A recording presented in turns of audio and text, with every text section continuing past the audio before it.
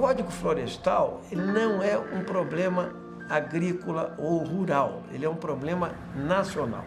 Esse foi o grande debate.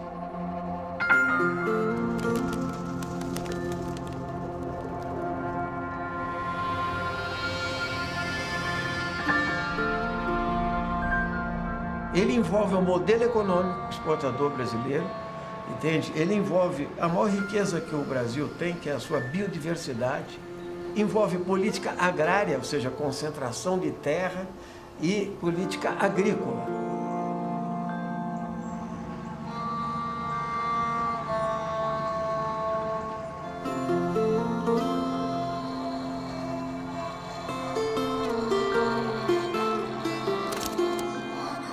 Isso foi no tempo da colônia. Quando veio o Reino de Portugal se escorar aqui no Brasil, começaram a cortar tudo que tinha. Primeiro, corta para a construção da cidade que tem que crescer. As chuvas eram captadas na floresta, elas escoavam de uma forma límpida. Aumentando a população do Rio de Janeiro, houve já o problema. Escuta, essa água, a gente tem que subir a montanha para ir beber a água. Alguns chacareiros começaram a subir a montanha, fazer chácaras, sítios, etc. E então inaugurou-se o Rei Café. Com o desmatamento, a água que caía já não fluía mais líquida, ela fluía com terra, com lama. Começou a desgastar os morros. E com isso a água ficou sendo prejudicada. Teve-se que procurar água em outros lugares, já não dava mais para procurar. No tempo de Pedro II, foi determinado que as chácaras fossem desapropriadas e fossem reflorestadas. Então começou-se a plantar árvores. Aí então começou-se a proteger e a água então começou a voltar.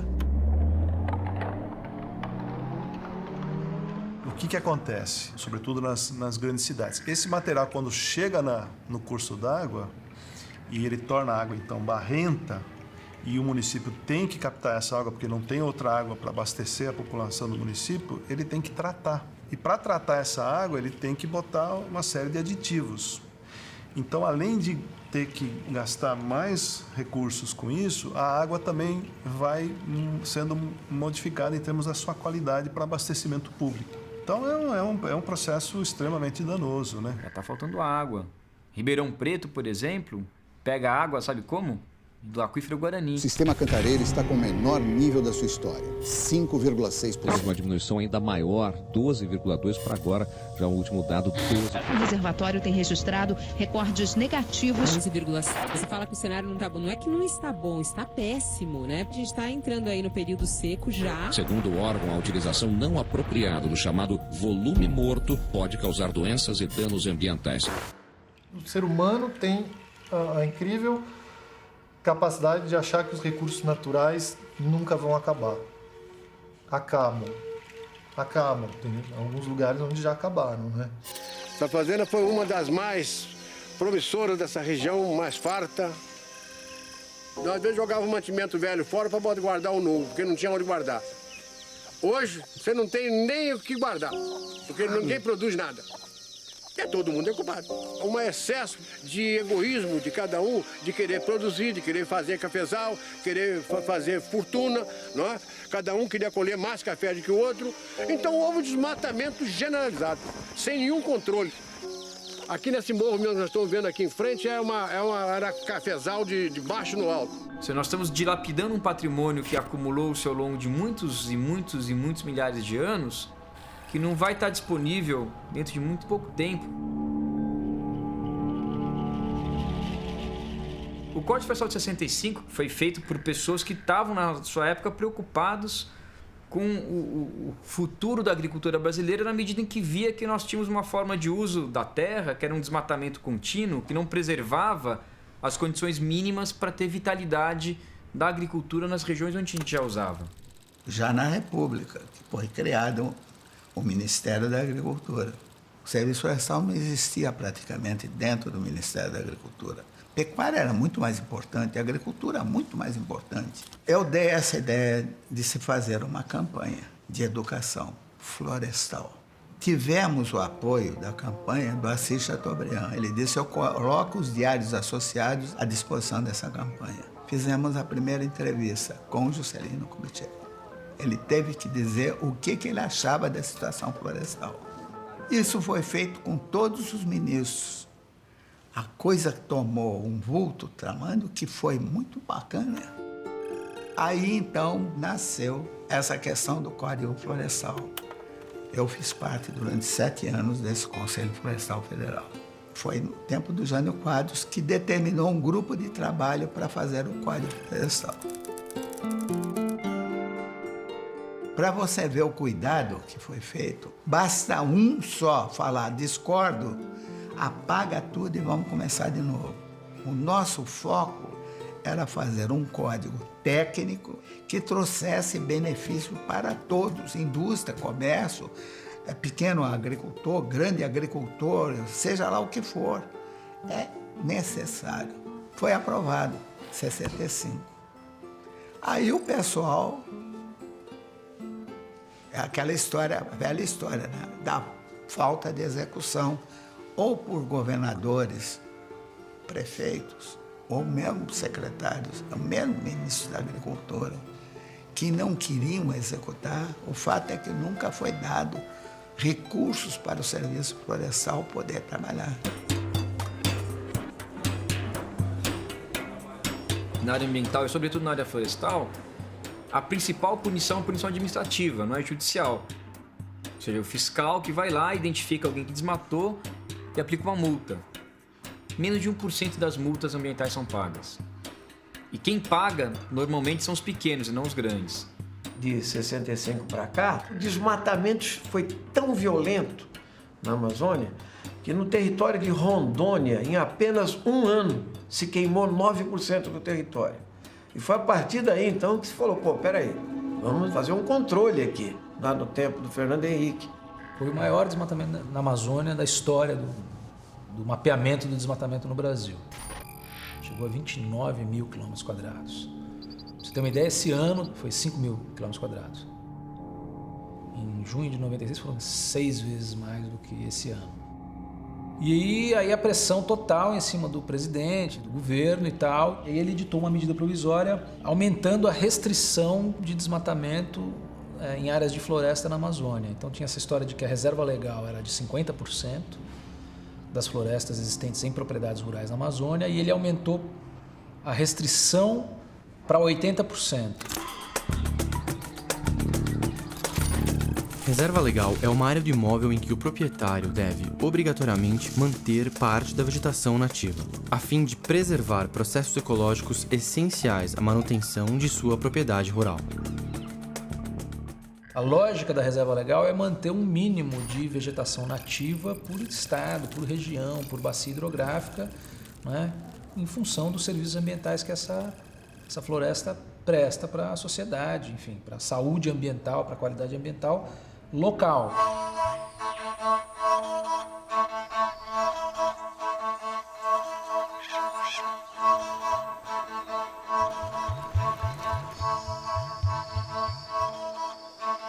A presença de uma floresta na propriedade rural, ela faz um papel absurdamente importante. Toda a nossa atividade de produção, quando nós falamos de soja, feijão, milho, são atividades que dependem da ação de polinizadores. São insetos, são pequenos animais que vivem nessas florestas na paisagem. E quando essa espécie agrícola está em floração, eles se deslocam para a área agrícola para fazer a polinização.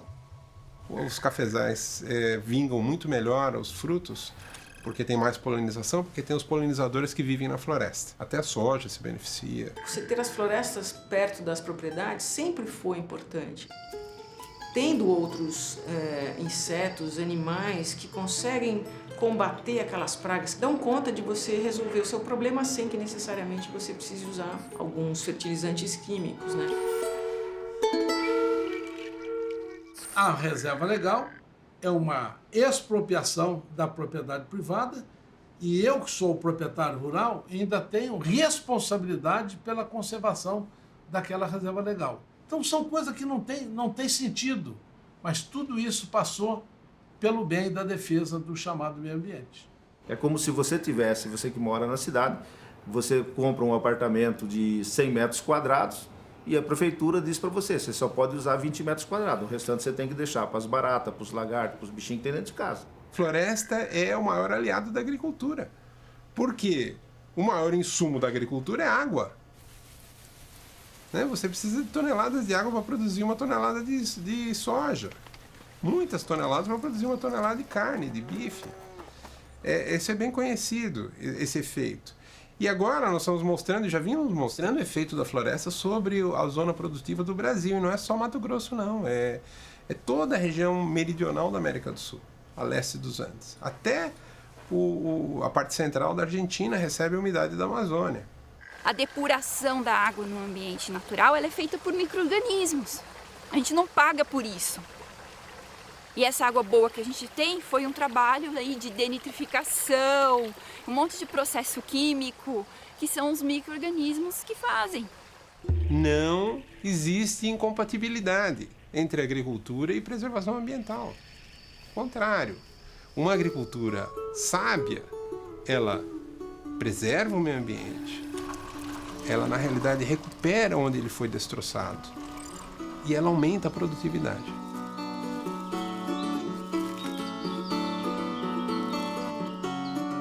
Essa mata que está encostada na minha terra, ou da minha casa, eu quero deixar para meus netos, alguns parentes, e meus netos conhecer Mata Verde.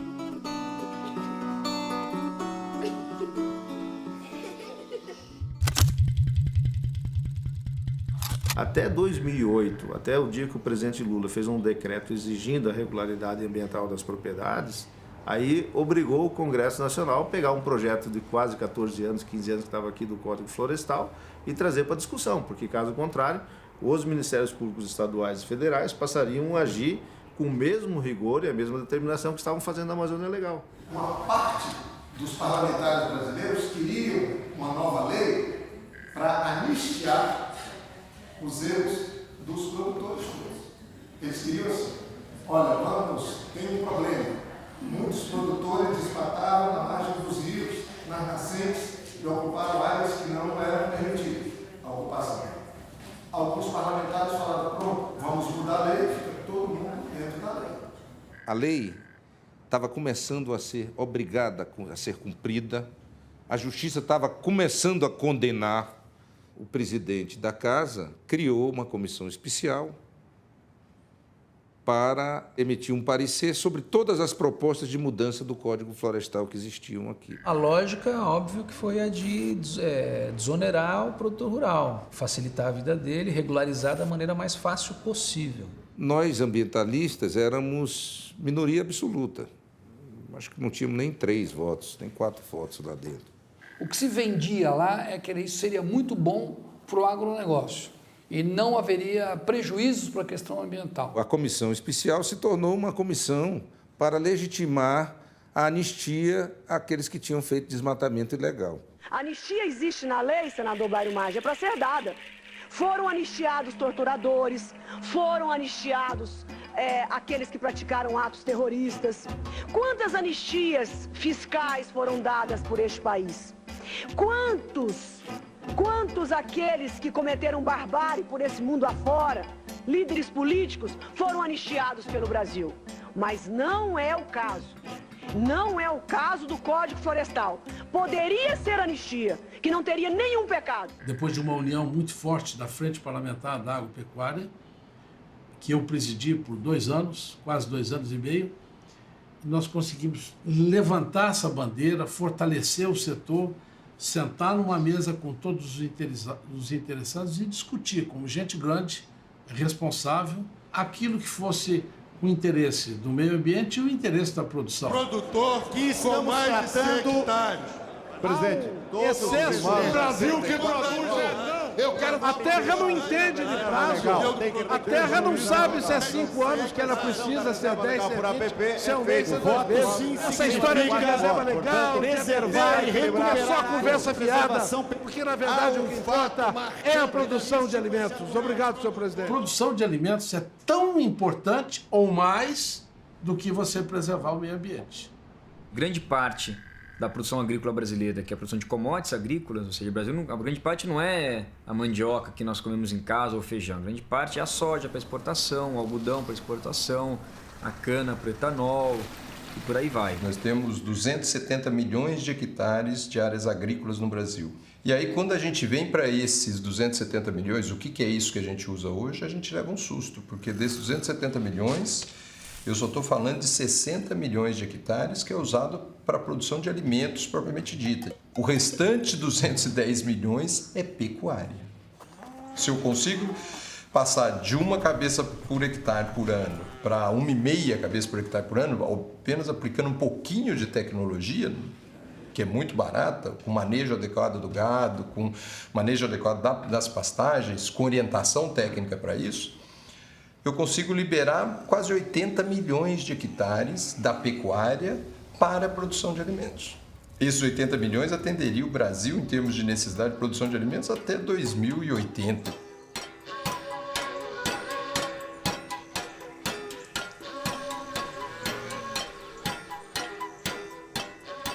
Minha preocupação maior é o custo dessa operação.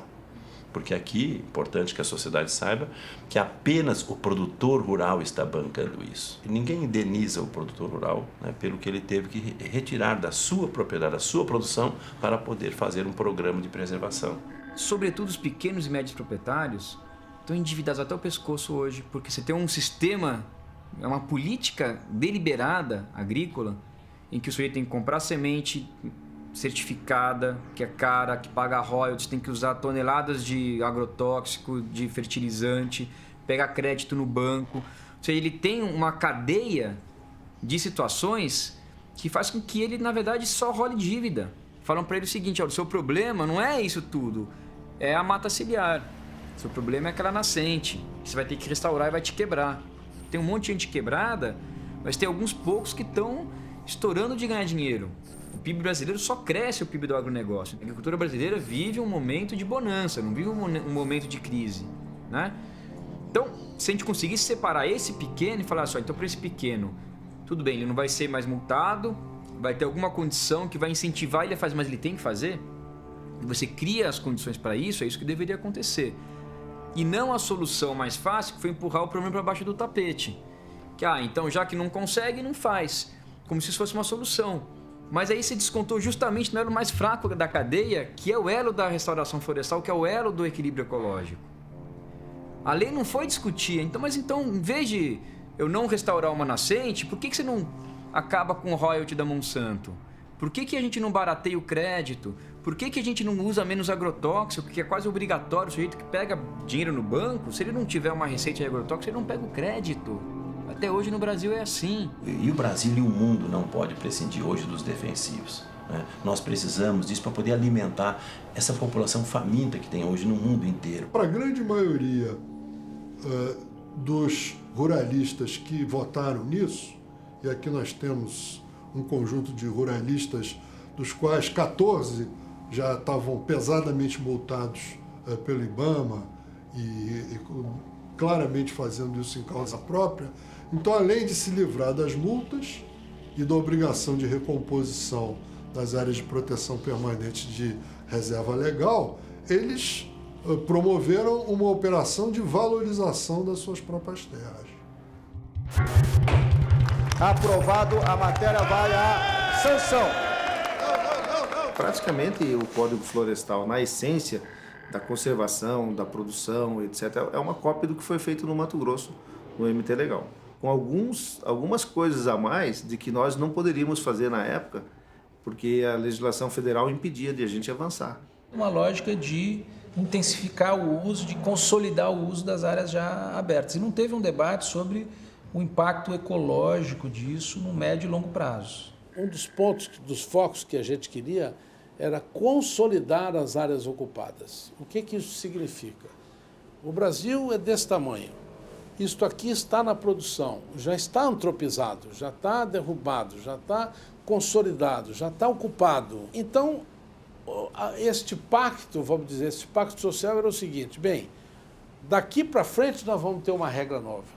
Daqui para frente, mas isso aqui que está na produção, que continue na produção. Antes, todos os imóveis deveriam manter entre 20% e 80% de vegetação nativa, a título de reserva legal. Se estivessem desmatadas, deveriam ser recuperadas integralmente e com a mesma vegetação original. Agora, todos os imóveis com menos de 4 módulos fiscais, que correspondem a mais de 90% do total de imóveis no país, estão dispensados de sua recuperação. Pequenas propriedades, ou seja, propriedades até 4 módulos fiscais. A reserva legal é o que tinha de floresta em julho de 2008. Então você tem que voltar para trás, olhar no mapa de desmatamento da época e a reserva legal era o que tinha de floresta em julho de 2008. Então se desmatou tudo, é 0. Se manteve tudo, era o percentual que valia na época. Aquele cara que cumpriu a lei, por exemplo, que fez a reserva legal, que tinha a APP feita, o vizinho dele que não tem nada disso vai ser anistiado e vai ganhar o mesmo benefício. Esse talvez seja o maior problema. Aquele que fez certo, cumpriu a lei, fez tudo, vai receber um diploma de trouxa. Quem degradou, quem causou danos ambientais até 22 de julho de 2008, não precisa recompor. Então, você criou um direito adquirido contra o meio ambiente. E esse é um motivo de inconstitucionalidade. Então, você vai ter muitas regiões do Brasil que não vai ter reserva legal, simplesmente, porque ninguém vai ter que restaurar. Então, são áreas que vão se consolidar sem reserva legal. Além de você não recuperar milhões de hectares de terra que estão degradados, você dá um péssimo exemplo. Então, pedagogicamente, ela é uma medida desastrosa, entende? Porque você vem criando uma consciência ecológica e ambiental na sociedade e você, de repente, você caminha na contramão.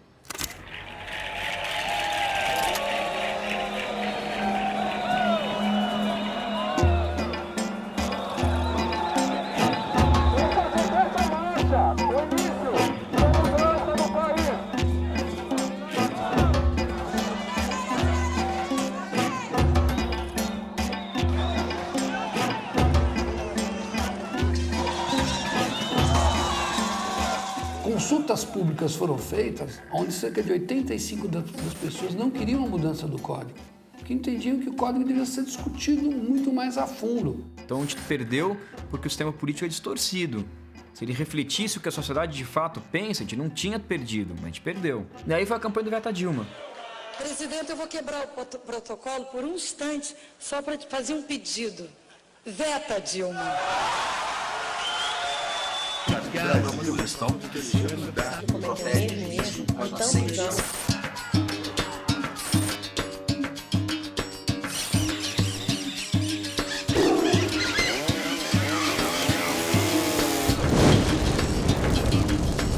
Vamos pensar no futuro dos nossos filhos. Não vamos permitir que o interesse de poucos prejudique o futuro de todos. Vamos repensar esse código? Vamos construir um Brasil melhor? Ainda dá tempo.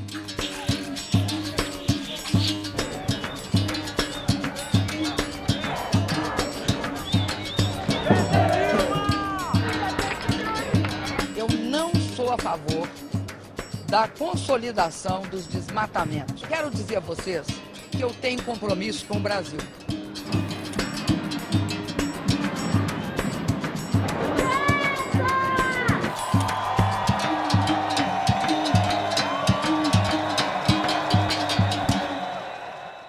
Pode vetar partes ou até mesmo o código inteiro. E é isso que a gente quer. A gente quer um Veta Dilma. Não, mas um veta tudo, né? Veta tudo, Dilma. Por isso, no domingo, dia 20 de maio, participe da manifestação Veta Dilma em Fortaleza. O Veta Dilma, no fundo, ele refletia essa coisa da sociedade ser contra, entendeu? Preparamos um abaixo-assinado que coletou mais de 1 milhão de assinaturas e foram enviados a Dilma pedindo Veta Dilma.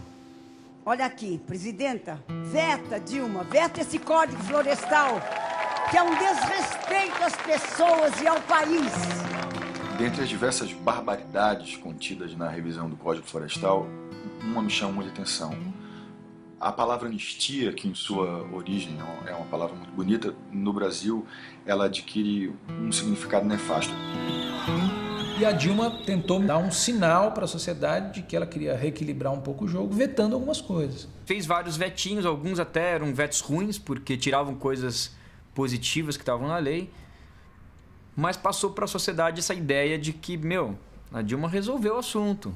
O Estado brasileiro, o poder público, o governo federal jogou um papel parcial nessa história. Poderia ter mediado esse processo todo para o resultado ser menos desequilibrado. O governo não tem uma unidade, ele não pensa. Eu acho que propositalmente ele fica agradando. O meio ambiente agrada aqui, desenvolvimento agrário agrada aqui, agricultura, Minas Energia, não sei o que, agrada lá. E sem essa unicidade de políticas, vai ficar sempre essa ambiguidade e os fortes sempre vão vencer os fracos. Isso aqui é a realidade.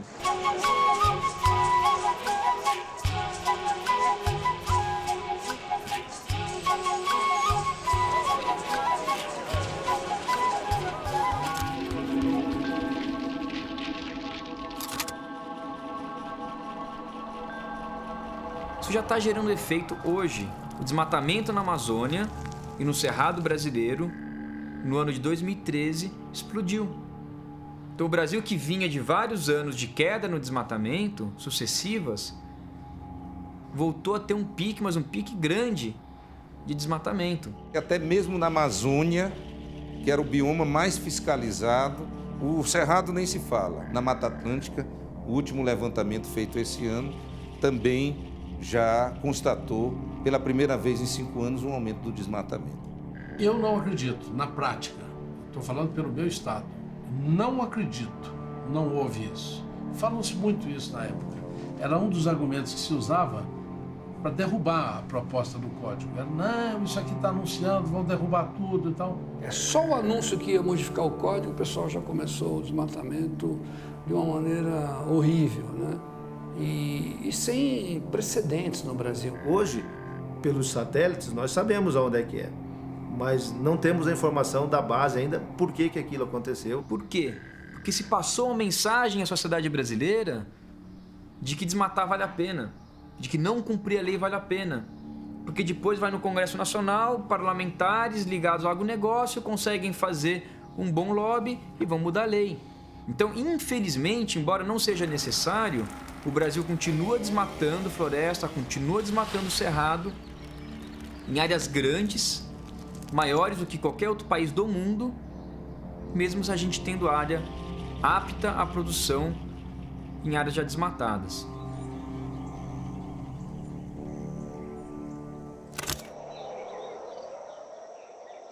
Então vamos aqui imaginar que um produtor qualquer desses que o pessoal chama que são os grileiros, que eles usam muito essas expressões, ele foi lá e derrubou 1.000 hectares. Derrubou tudo. Ele prova que ele derrubou antes de 2008. Então ele está obrigado aqui a regenerar ou recompor ou compensar.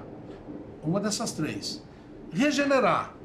Ele vai lá no órgão ambiental, faz o acordo com o órgão ambiental, que é o PRA, que é o Programa de Regularização Ambiental que está previsto aí, escolhe, daqui para trás eu vou regenerar.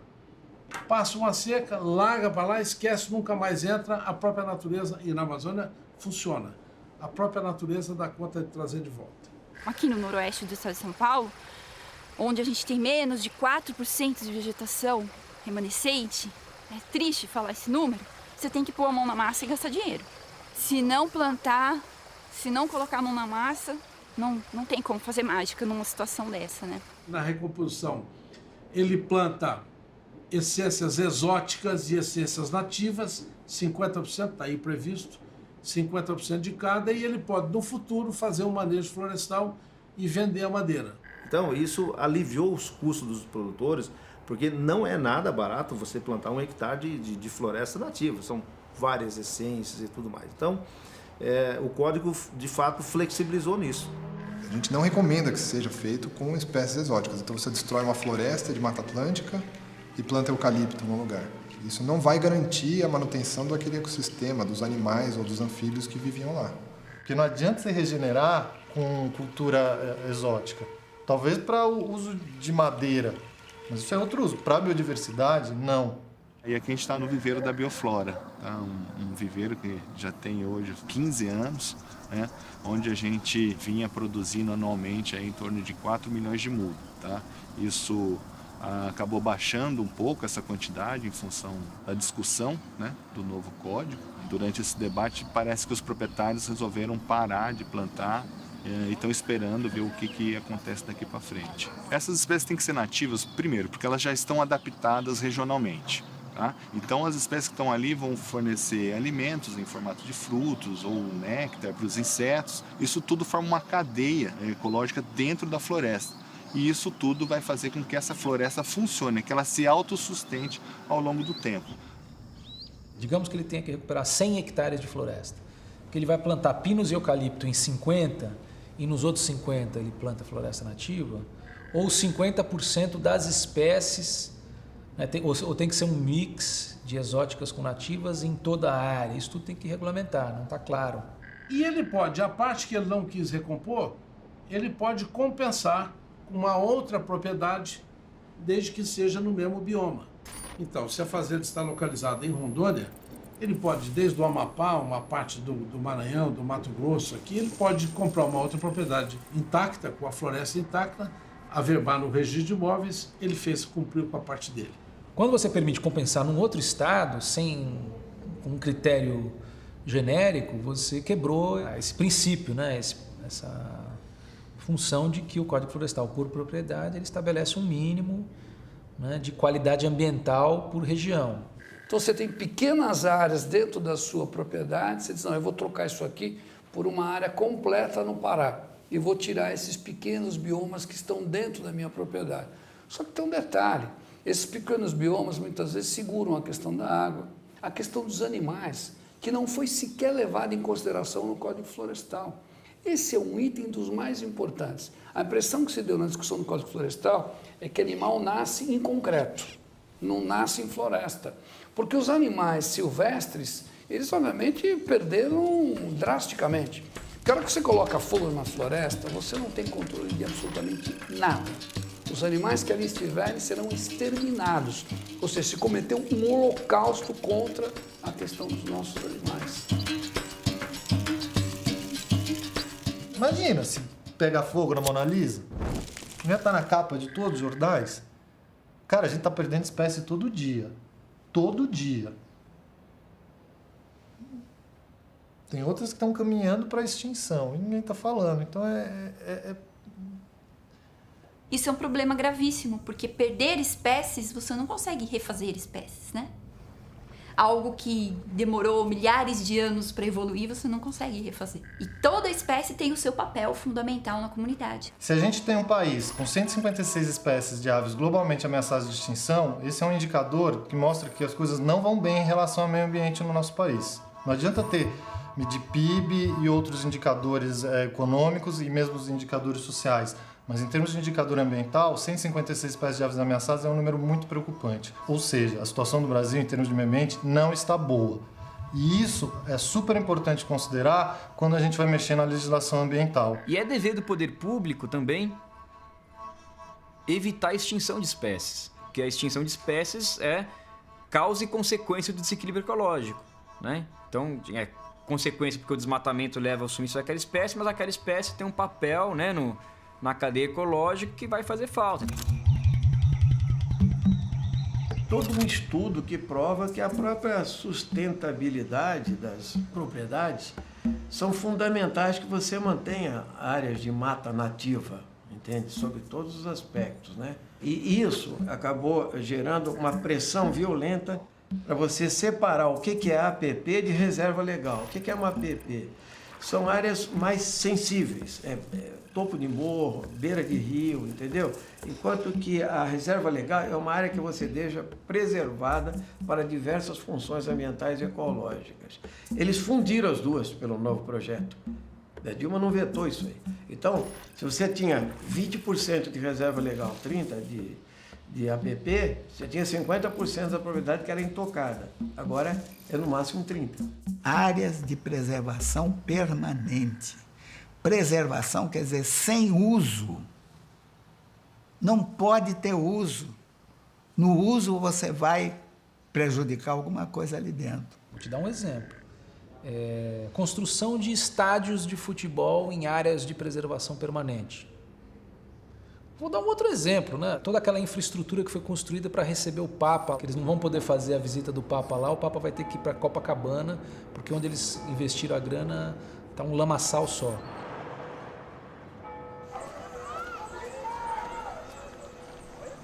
Aquilo ali ficou completamente alagado, impossibilitado de uso, ou seja, obviamente não podia ter sido construído ali. E eles aterraram mangue no Rio de Janeiro para fazer um evento de interesse social, cultural, religioso, artístico, e a legislação, na nova legislação, permite. Nós temos uma população de mais de 1 milhão de pessoas ao longo do litoral que dependem realmente para a sua sobrevivência dos recursos que eles obtêm diariamente dos manguezais.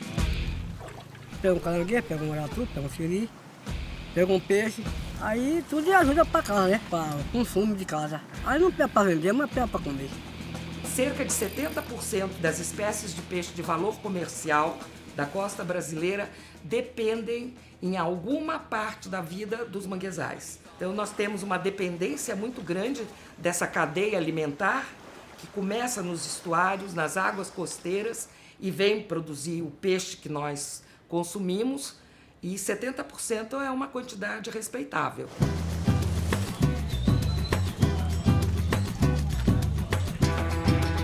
A nova lei diminuiu a proteção aos manguezais.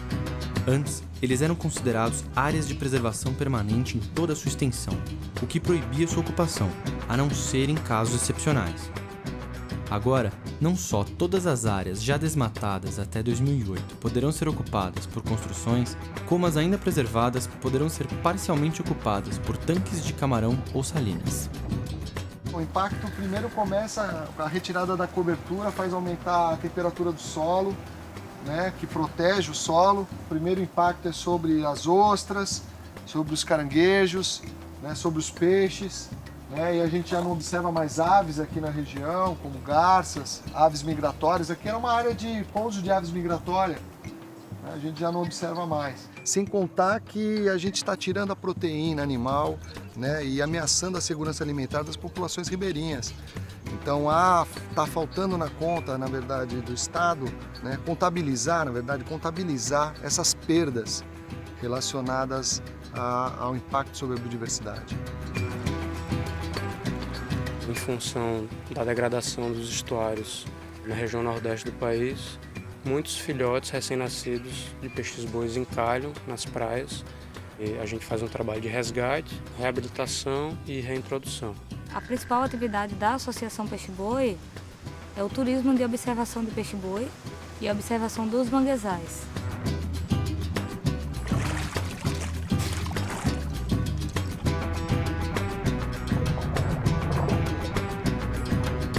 Se não houvesse o manguezal, tudo isso que a gente tem aqui hoje, não teríamos como oferecer renda para 50 famílias hoje que trabalham na associação. Então, se acabar toda essa área de manguezal, se degradar, essas pessoas vão perder a renda direta que elas têm, causando um dano gigante.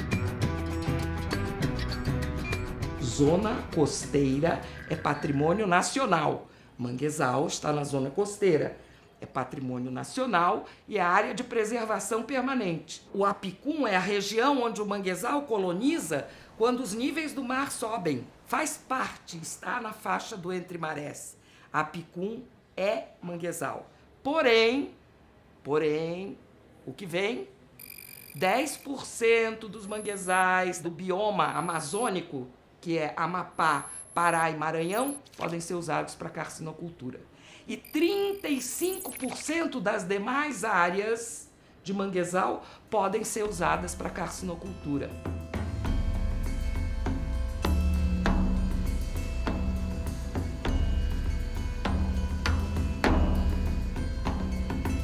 Ao substituir o manguezal pela carcinicultura, nós estamos falando de desemprego.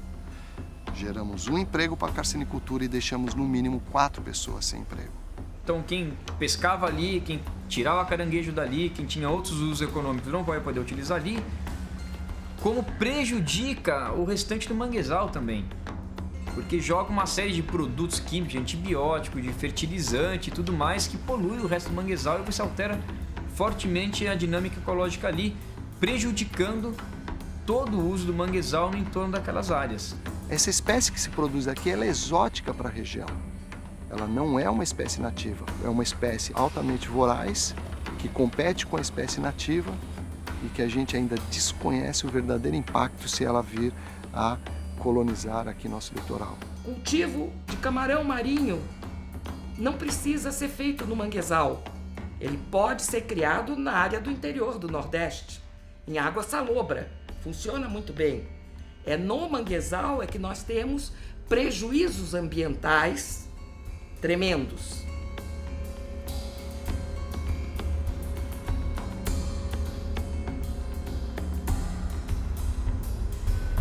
Então nós vamos perder todas as múltiplas funções dos manguezais para beneficiar uma. É uma forma de privatização de recursos, na verdade, para ricos em detrimento dos pobres que utilizavam aquela área. Nós vamos privatizar os lucros e estamos socializando o prejuízo? Para mim isso é tão claro, é a reforma agrária às avessas.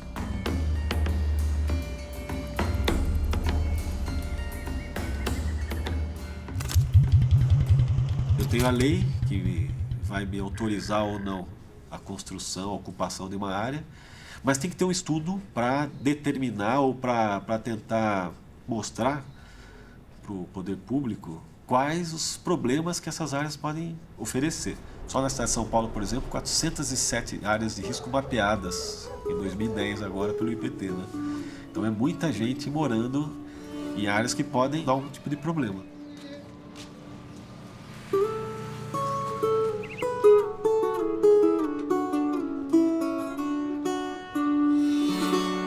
As encostas elas são representadas pelas superfícies, né, inclinadas dos terrenos que a gente encontra no nosso dia a dia. Então, de fato, acima de 25 graus é complicado, né, você ocupar. Não é impossível.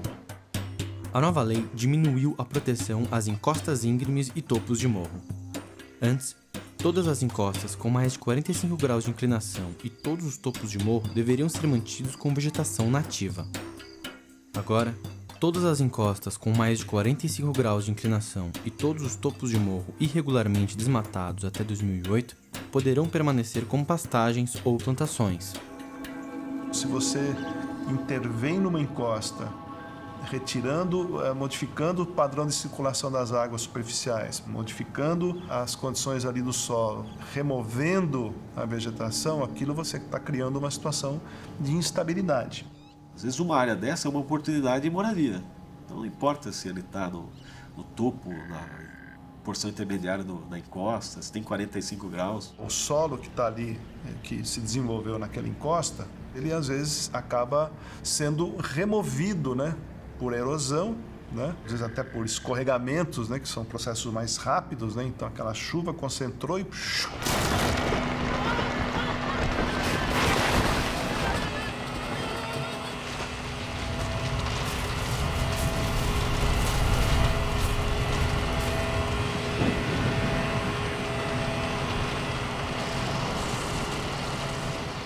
Uma das causas das tragédias na região serrana, nas enchentes de 2011, foi justamente o desmatamento de encostas e também o desmatamento de áreas de proteção permanente de vegetação ciliar à margem de rios. Milhares de pessoas morreram, inclusive, em cima da não previsibilidade e da incúria governamental.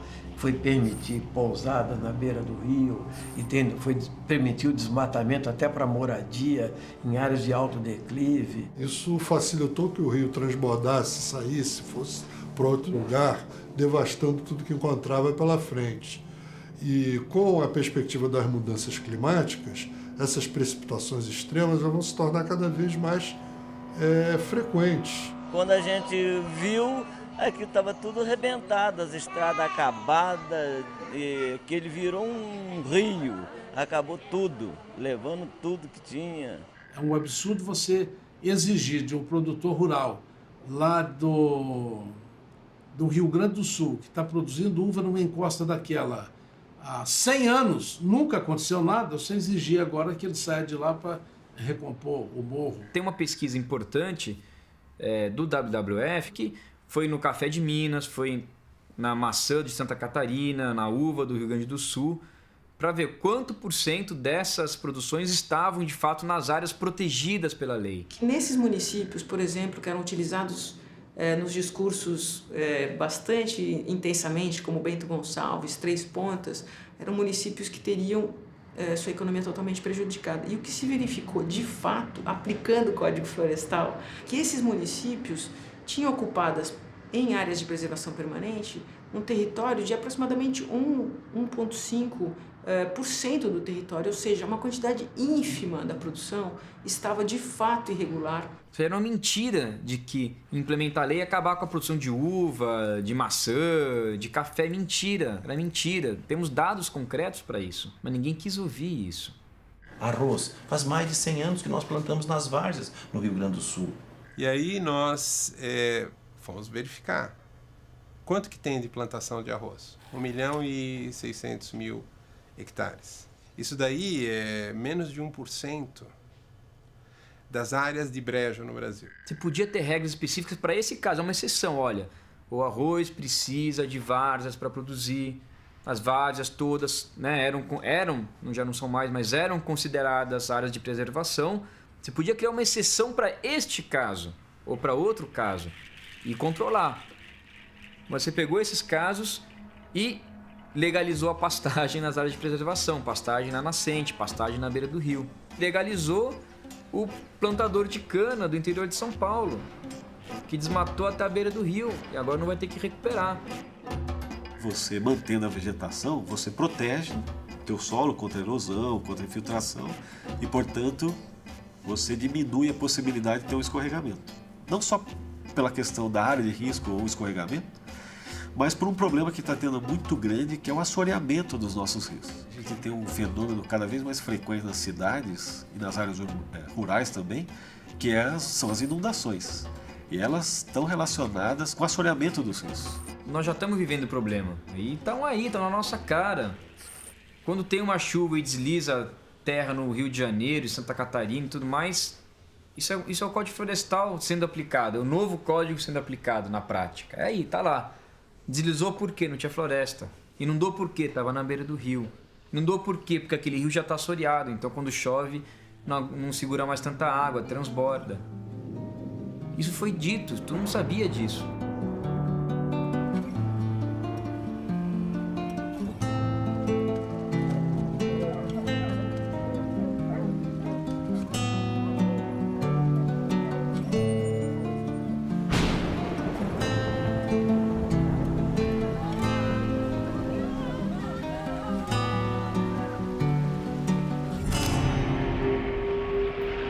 Quando a gente fala em proteger mata ciliar, hoje no Brasil a gente vê que se gasta muito mais dinheiro fazendo desassoreamento de rios, tirando terra de rio, do que com o saneamento.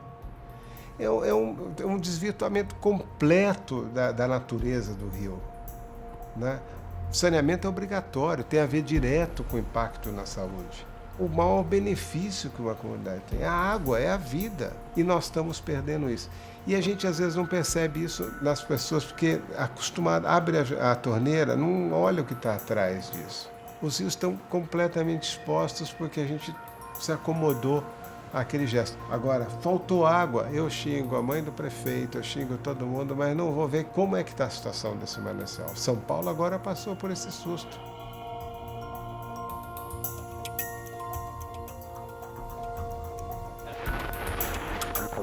Podemos ter, para os próximos meses, aí, um risco claro para a população? Se não houver muito cuidado com relação ao controle de qualidade após o tratamento com agrotóxicos, os pesticidas, que são elementos químicos perigosos, pode sim haver. Tem que haver muito controle. Enquanto o resultado da análise não sai, os problemas de saúde começam a aparecer. Dor no estômago, o cheiro da água é muito ruim, quando eu bebo água também. O pequeno Gabriel 38,5 de febre. Não é justo a gente pagar pela água podre. Para os próximos dias, a aprovação da cobrança de multa para quem aumentar o consumo de água.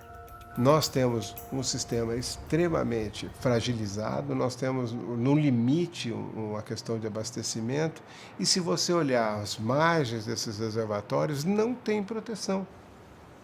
Mas é a primeira vez que se olha para o reservatório. O sistema Cantareira ele é extremamente importante porque ele abastece cerca de 9 milhões de pessoas, né, na região metropolitana de São Paulo. No levantamento que a gente fez, né, no mapeamento que a gente fez, cerca de 46% das áreas de APP estão ocupadas por outras ocupações que não floresta. Então, a maior parte desses 46% é pasto e outra parte é eucalipto. Com o novo código, o critério da lei muda um pouco para o sistema Cantareira em si e para a gestão desse recurso hídrico no futuro. O novo código não foi muito bem aceito para a gente aqui, não foi uma coisa boa, né? O que a gente percebe também, conversando com os próprios proprietários, é que eles mesmos percebem a necessidade de restaurar essas áreas no entorno dos corpos hídricos, né? Eu plantei umas 1.200 árvores, né, como já falei para vocês antes. Eu tenho muito orgulho de falar, 38 variedades, tá? Às vezes a pessoa fala, eu vou gastar muito. Não fica, é muito barato demais. Você compra uma muda hoje por R$1,50, R$2. Em 4 anos aumentou uns 40% a água. Tá mais limpa a água, tudo, né? Valeu a pena. Nossa, valeu a pena. Um primeiro papel importante que essa floresta desempenha, ela é interceptação. Interceptação de água de chuva, interceptação de sedimento, de poluentes. Primeiro fator físico importante. Interceptação de sol, né? A mata ciliar funciona como um cílio mesmo, né? Vai proteger aquele ambiente aquático ali e o entorno dele. A nova lei diminuiu drasticamente a proteção às matas ciliares. A faixa de floresta necessária à proteção dos rios variava de 30 a 500 metros ao largo de cada margem, a depender da largura do rio. Agora, com a possibilidade de manter plantações e pastagens a título de área rural consolidada em áreas já desmatadas até 2008, essa faixa protegida vai variar de meros 5 a 100 metros ao largo de cada margem, a depender do tamanho do imóvel. Em alguns casos, a diminuição foi de 99% da área originalmente protegida. Então essas faixas de proteção estão relacionadas ao tamanho da propriedade. Quanto maior a propriedade ao longo dessas áreas marginais aos rios, maior a área de proteção. As maiores propriedades acabam se estabelecendo em áreas tendencialmente mais planas, que não estão nas cabeceiras dos cursos d'água. Então o que se estabeleceu no final é uma proteção relativamente maior nas áreas mais planas e uma proteção relativamente menor nas áreas de cabeceira, que em tese deveriam ser mais protegidas, vamos dizer assim. Então, no caso, o componente foi social, quer dizer, quanto menor o produtor, mais espaço ele precisa para produzir, logo menor deve ser a área de proteção. Agora, para não dizer que é 0, vamos botar lá um mínimo de 5. Se a conversa roncasse mais um pouquinho, eles podiam pôr 3, né? 2, 7. Aí ficou essa história de 5, 8 e 15. Né? Nem para monitorar isso aí dá, porque 8 metros numa margem de rio, como é que é isso aí? Quem é que vai medir lá com...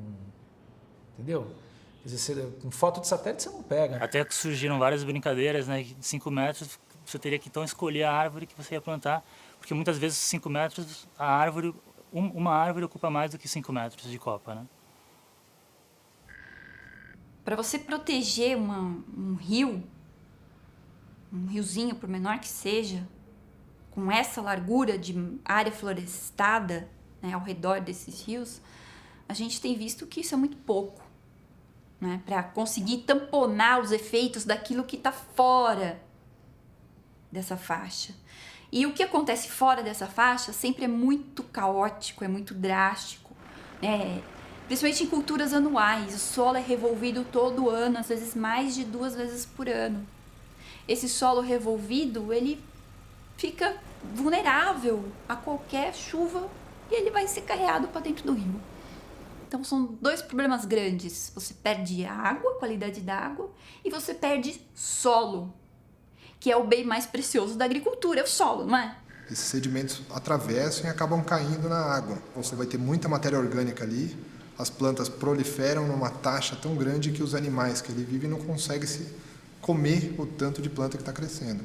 Então isso vai gerar uma eutrofização e, por fim, os animais que estavam ali vão acabar morrendo. Verdadeiro trofos alimento. Significa o quê? Mais produtores ali, porque algas são organismos produtores porque elas fazem a fotossíntese. Ambiente eutrofizado significa o quê? Que essa matéria orgânica produzida das algas, ela vai precisar ser decomposta. E ela vai usar o quê? Oxigênio para se decompor. Então esse ambiente vai ser um ambiente com grande tendência à hipoxia. O que é hipoxia? Um local com baixa quantidade de oxigênio dissolvido. Baixa quantidade de oxigênio dissolvido, menos oxigênio para quem precisa respirar dentro da água, que são os peixes, larvas de insetos e todos esses outros organismos aquáticos. E isso pode acabar matando os anfíbios também, eliminando espécies que não vão conseguir viver nesse ambiente. Tem os predadores das pragas, né, que vivem dentro da floresta e que ajudam a diminuir o impacto da monocultura ou das culturas que sofrem ataques de insetos. E isso depois a gente tem até um problema de saúde, porque depois aquele agricultor não vai conseguir não usar um defensivo agrícola. Então, se ele era um produtor orgânico, vai ficar muito mais difícil para ele. Então, ele vai deixar de ser orgânico para vender um produto que tem defensivos. Não existe pesquisa, literatura, se é 5, se é 30, se é 50, se é 500, qual a metragem? Foi arbitrada num determinado momento. Alguém, né, passou, que era de 20 a 100, passou de 30 a 500. Foi um número. Ou seja, formalmente o sujeito vai estar legalizado. Vou ter 5 metros de mata ciliar. A lei está dizendo que eu tenho 5 metros, tenho 5 metros. Estou legalizado. Aquele rio está protegido, aquele rio não está protegido. Aquilo é ecologicamente adequado? Não é ecologicamente adequado, mas está legalizado. A nova lei também diminuiu a proteção às nascentes. Antes, todos os proprietários rurais deveriam proteger no mínimo 50 metros de florestas ao redor das nascentes. Agora, com a possibilidade de manter plantações e pastagens a título de área rural consolidada, a proteção será de apenas 15 metros. A diminuição da área originalmente protegida foi de 70%. Quando a gente fala isso para o agricultor, que aquela nascente dele, ele só vou proteger com 15 metros, ele fala, vocês estão loucos, pode pôr 30 ou 50 metros, porque é a minha nascente, a nascente que condiciona a água na minha propriedade. E é muito real. Hoje, qualquer propriedade rural só tem valor se ela tiver água. Um usuário sensível também são as empresas de energia elétrica, de geração de energia elétrica. À medida que recebem mais sedimentos, há um aporte maior de sedimentos nesses reservatórios, a vida útil econômica deles é diminuída. Isso tem um custo. Esse custo, no caso, é da empresa de energia elétrica, por exemplo. A empresa, lógico, ela tem a prerrogativa de repassar isso aos custos das tarifas, etc. e tal, que de outra forma, o cidadão que está lá na ponta, que tem energia na sua casa, também é um beneficiário indireto desse processo.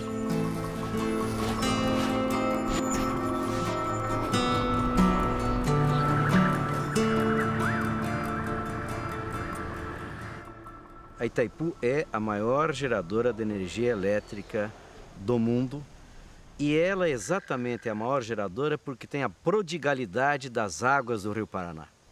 Se nós não tivéssemos o fluxo intenso e a riqueza de ter um rio perene, nós não teríamos esses recordes que Itaipu bate, gerando 19% de toda a energia que o Brasil consome.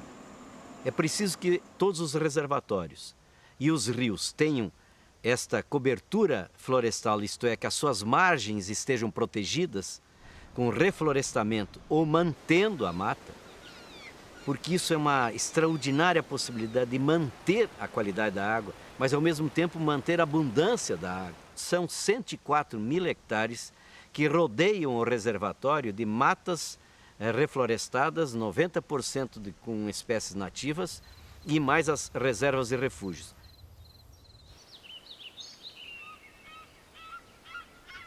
Mesmo discutindo o Código Florestal, nós estamos fazendo a mata ciliar, sem uma briga, repito, e nenhuma pequena propriedade inviabilizada.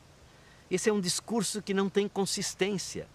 O que você precisa é fazer com grande envolvimento, mas fazer também compreendendo, por exemplo, que nas primeiras 5 microbacias que nós recuperamos, voltaram 55 espécies da flora e fauna. Voltaram as abelhas. E a região hoje é um polo de produção de mel, inclusive mel da abelha jataí, que é uma abelha que não pica, a nossa abelha nativa. A cooperativa hoje tem 401 pontos de venda de mel no Brasil. A cooperativa funciona o seguinte, ela é um suporte comercial da agricultura familiar. Na realidade, a agricultura familiar não vive só da apicultura, ela vive de vários produtos diversificados ao mesmo tempo, que você preserva o meio ambiente e preserva a mata ciliar.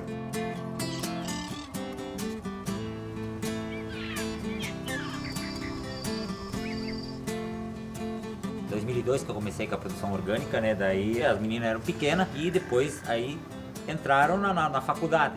E daí a gente formou elas com esse um alqueire, que seriam 2,5 hectares, aqui nessa propriedade. E esse é o nosso orgulho.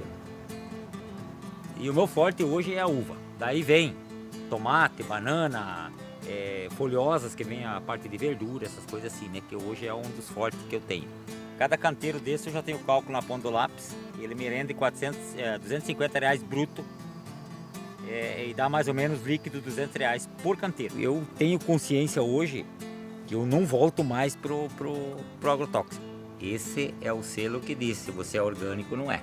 Quem comer orgânico tem que ter esse selo aqui. Aí. Muito bom. O pessoal do Itaipu veio e parte da prefeitura, município ali, né? Daí eles fizeram o projeto ali para ficar os 30 metros, né? Eu peguei, reflorestei os 30 metros, né? Foi cercado. E hoje a gente aproveita, né, a água. Há quantos anos ficou sem preservação, né? Os animais chegavam perto da água e se sujavam, né? E com isso hoje aumentou a água já, né? Os animais voltaram, né? Daí eu uso essa água para irrigação, né? O mais principal mesmo para sobreviver aqui é a irrigação, né? Essa água aqui é uma mina de ouro. Hoje os animais aí sobrevivem só por causa da água, né? Porque tu pode irrigar, né? Não falta passo, né? Sem a água ali é difícil viver numa área pequena, né? Por isso o máximo tem que preservar a água, né? Porque a água é tudo, né? Se você for pensar, antigamente a gente não tinha problema de água. Segundo os pessoal que morava por aqui na nossa região, tinha água em abundância. Então os exemplos são práticos, onde a gente restaurou, fez a mata ciliar, recuperou as minas, está atendendo várias famílias, não só uma, que nem essa aqui, na época atendia uma família só, hoje ela está atendendo 14 famílias. Então vale a pena a gente investir e fazer essa restauração. Então a mata ciliar seria para proteger as nascentes, porque como é que 15 metros logo a enxurrada entra nessas nascentes, então deveria ter uma metragem maior para poder proteger mais a água da chuva, não assorear tanto essas nascentes. Claro que o pequeno produtor ele sente falta dessa área de terra, mas do outro lado ele ganha muito também, se for fazer a proteção da fauna e flora, porque a gente nota aqui, onde nós começamos a fazer há 10 anos atrás, os primeiros projetos que foram feitos, está voltando muitos animais silvestres, está voltando. A própria abelha está aumentando, então aparentemente perde-se, mas lá na frente ganha bastante. Às vezes é claro que não pode ser nem 35 e nem 40, ou quem sabe 25, e compensa lá na sequência, na outra área da microbacia. Mas é só você verificar com o pequeno produtor que nós temos dezenas e dezenas de depoimentos dizendo: eu devia ter feito isso 20 anos antes. As áreas úmidas da Amazônia, os igapós, as várzeas, isso é uma coisa escandalosa, que foi dito aos parlamentares durante a votação. Que quando você muda a forma de medir as áreas de preservação de beira de rio, que deixa de ser as áreas de alagação máxima e passa a ser as áreas chamadas de leito regular, que no fundo é a área do rio na seca, todas as grandes várzeas amazônicas, todos os pantanais do Brasil, que na época de chuva tem um pulso de inundação e essa inundação permanece ali por meses, essas áreas deixaram de estar protegidas. Só na Amazônia são 400 mil quilômetros quadrados de várzeas e igapós que deixam de estar protegidas só com a aprovação da nova lei. Isso é mais do que São Paulo e Paraná juntos.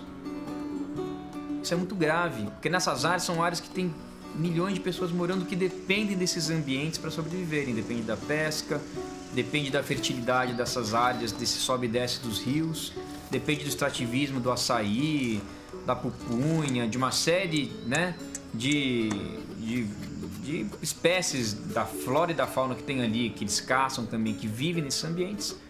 e que agora podem ser drenados, detonados legalmente.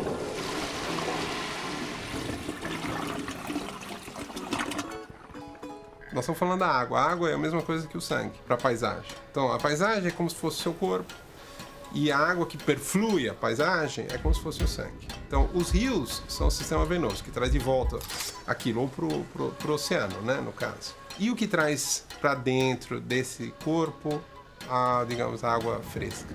Chuva. São os rios aéreos, rios voadores, que é outra coisa que a gente trabalha aqui também. Tem duas cidades. Uma chama Querência, a outra chama Lucas do Rio Verde, no Mato Grosso. Estão na mesma latitude, 400 quilômetros de distância uma da outra. Uma está aqui, na região, era floresta, foi toda desmatada, e a outra está aqui numa área mais interna, a oeste do Parque do Xingu. E a gente mostra que os rios voadores que chegam em Querência, eles vêm da região da Bahia, tal, que é a região árida, a região seca. Passam pela região desmatada, que já foi Amazônia, já foi Floresta Verde, e chegam em Querência. E os rios aéreos que abastecem Lucas do Rio Verde fazem um trajeto muito parecido, aí passam por 100 e tantos quilômetros da reserva do Xingu e chegam em Lucas do Rio Verde.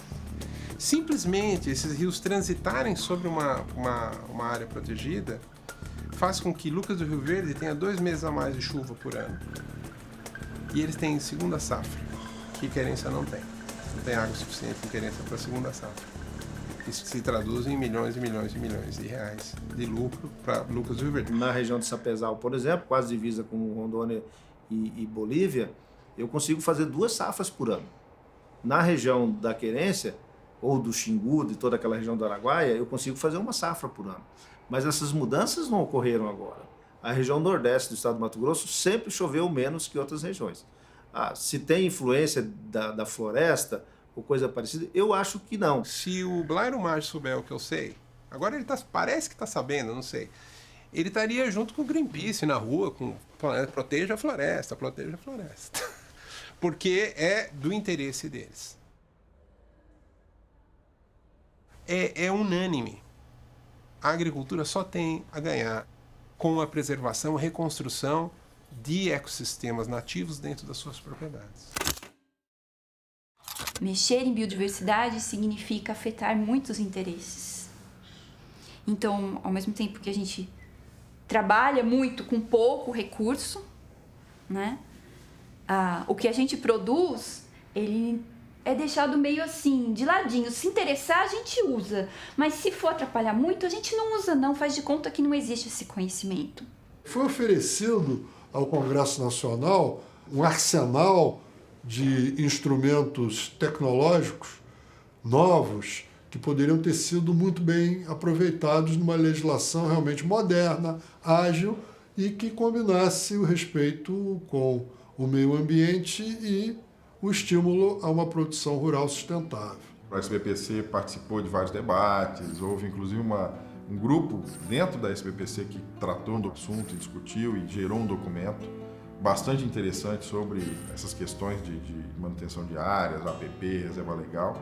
No entanto, no final das contas, o que valeu foi um lobby em Congresso. Quer dizer, eu diria que não há, o lobby científico é praticamente inexistente.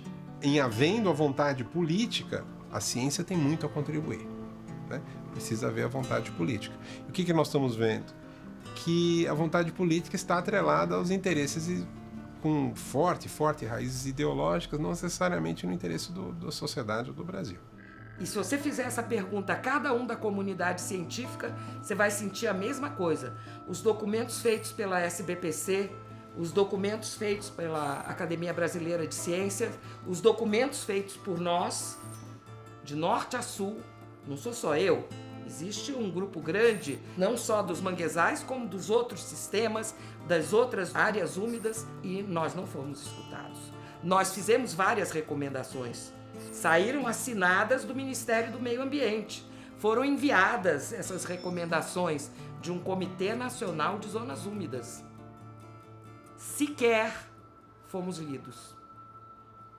Não fomos escutados e a nossa proposta era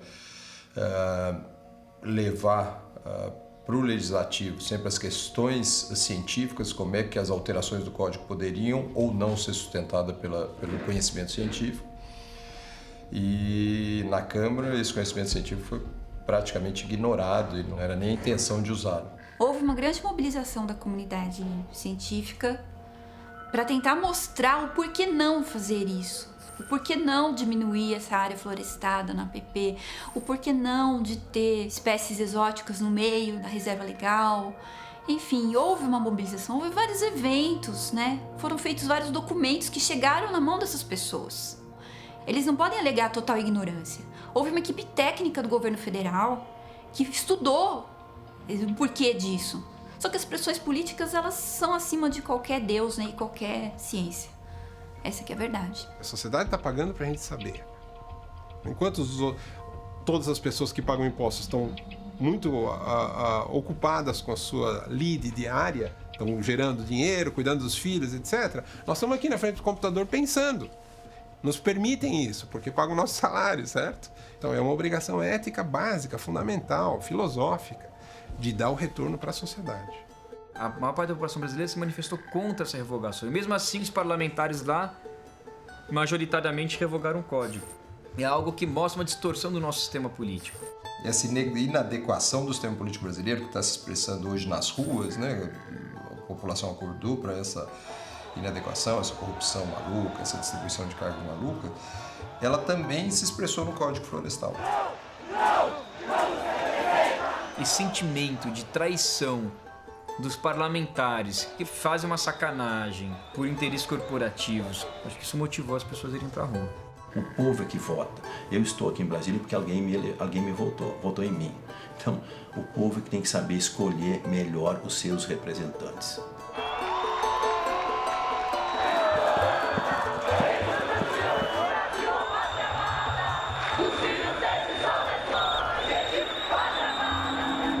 Nós entramos com uma ação direta de inconstitucionalidade contra o Código Florestal, por ter violado o artigo 225 da Constituição. Todos têm direito a um ambiente equilibrado. Por que é um direito de todos? Porque esse ambiente equilibrado é fundamental para a qualidade de vida de todos os brasileiros. Você vê assim que pouco a pouco tudo aquilo que se conquistou com a Constituição vai sendo ameaçado. Como se você tivesse tido um grande momento de cidadania e a partir daí isso começasse a vir sendo atacado, não é? Paulatinamente, através de leis federais, de leis estaduais.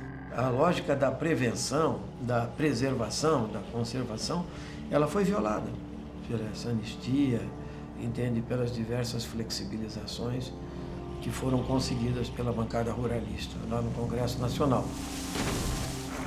Foram tantas as barbáries que foram cometidas contra a natureza e contra a sociedade que ela não vai ter como parar em pé, porque não se sustenta, não tem como você falar tem que envenenar, tem que contaminar o rio, tem que derrubar a floresta, não tem nada que sustente isso. E você tem uma Constituição acima de uma lei menor, quer dizer, você tem algumas leis pétreas, né? E o caso da Constituição, que estão acima de discussões específicas. Tem um parágrafo lá que fala o seguinte: é dever do poder público restaurar os processos ecológicos fundamentais. Se um ambiente equilibrado é fundamental, aqueles lugares em que está desequilibrado e, portanto, gerando problemas à nossa qualidade de vida, é dever do Estado brasileiro restaurar os processos ecológicos fundamentais. Ou seja, aqueles processos ecológicos que vão garantir, né, um ambiente equilibrado e, portanto, chuva na época certa, na quantidade certa, o rio correndo da forma correta, que a gente pode beber essa água, enfim. Por dividir em 3 ações diretas de inconstitucionalidade, porque, na verdade, a gente impugnou 53 dispositivos do Código Florestal, e o Código Florestal ele tem 84 artigos, nós impugnamos 53, então era muita coisa. Então nós pegamos e dividimos em 3 temas. A primeira, então, foi reserva legal, a segunda foi aquela questão da consolidação dos danos ambientais ocorridos até 22 de junho de 2008, e a terceira foi as áreas de preservação permanente. Agora, espero que saia da questão política, né, que foi a questão da Câmara e do Senado, então não teve nenhuma inserção científica nessa discussão do Código Florestal na Câmara e do Senado, e também pouca no Executivo, e que agora tenha essa visão mais científica e não política no Supremo Tribunal. Então, essa é a nossa esperança.